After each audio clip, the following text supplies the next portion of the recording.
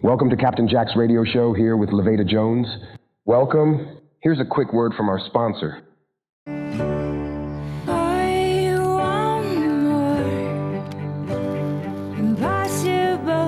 We can do it. University of Phoenix, www.phoenix.edu. We are back. Listen to this.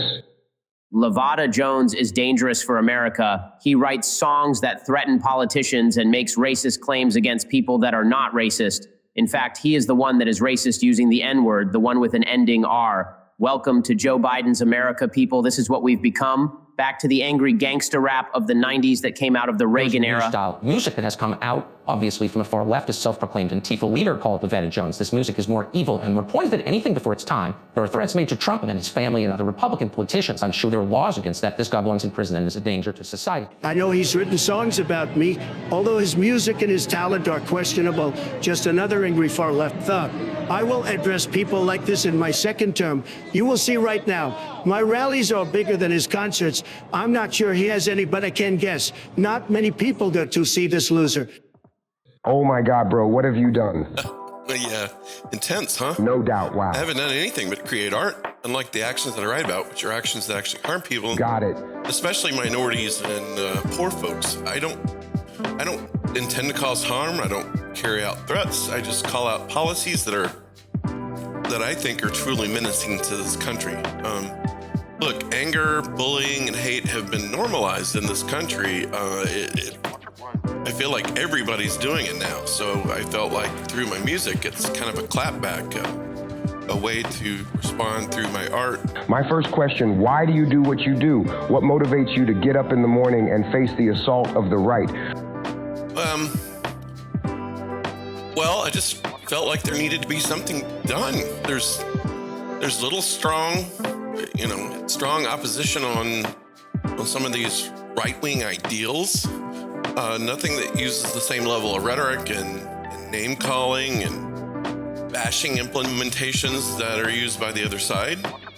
I found myself responding to Facebook friends and articles and to videos that I saw, and I just felt like there was I was good at putting people in a place, but I didn't feel good about it. I guess you call it trolling. So I wanted to do something that was a bit more constructive and more influential by adding that voice to my music. So that's what I did. Rhymes and wordplay can be powerful. Using fewer words and using metaphors, and so that's what I did. It's a combination of two loves that came together quite nicely. At least, I felt like it did. So tell me about your music. This style is very unique and very old school. It combines gangster rap, a bit of rock, R&B, and even alternative, or what's that called? Industrial. Yeah. So I grew up listening to all types of music. MTV was my staple, but the black scene, at least in the spotlight, was watered and commercialized to the point of absurdity. I veered more towards the 80s style, the heavy metal, synth pop, like samples like Frankie Goes to Hollywood and Dead or Alive. Then 90s music with Queensryche and grunge. I really didn't get into the hip-hop rap scene until artists like NWA, Public Enemy, what else? Digital Underground. And those are artists that I felt like had something to say, and especially about realistic plights of young blacks in this country. And I wanted to kind of combine those styles. Sometimes it works and sometimes it does not. Tell me your background. You grew up in Memphis, Tennessee as a black kid and somehow pulled yourself up from your bootstraps and got the highest degree you can get. How'd that happen? That's unheard of. Well, I'll tell you. I spent a lot of time in school. Scholarships helped me out a lot, but I missed out.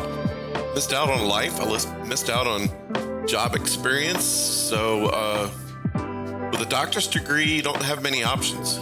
Nobody wants to hire you unless you go into something like like teaching. So I wasn't making much of a dent musically at the time. I did play blues and other styles on Beale Street, and including, the New Daisy Theater, which was pretty popular, and what else? Overton Shell, I think it was called. But you just don't get paid. You pay to play. And rap just wasn't viable at the time. Not by much. Coming back to music, it made sense because nowadays you can really do your own thing, and you don't have to appease to corporate producers and record labels anymore. It's a good way. It's good in a way, but in others, not so much. I mean, I felt like music today has lost its soul. There's no punch left in artists today. There's nothing really controversial or making a buzz like it did in the 80s and 90s. Yeah. You don't even sound black, man. Dude. Yeah. You're doing your music, but you ain't got the accent, either jive or southern. Yeah, it comes out, and especially with my family and friends back home. I really am a chameleon, so one thing I do not buy into is that don't sound white conscription that I think hurts a lot of young black kids. I do have the scars and the scorn because of it, and especially growing up, it wasn't really easy for me as a young person. I was very much a nerd. I was a music nerd. I was a book nerd, and an outsider. I didn't really fit in. What's up?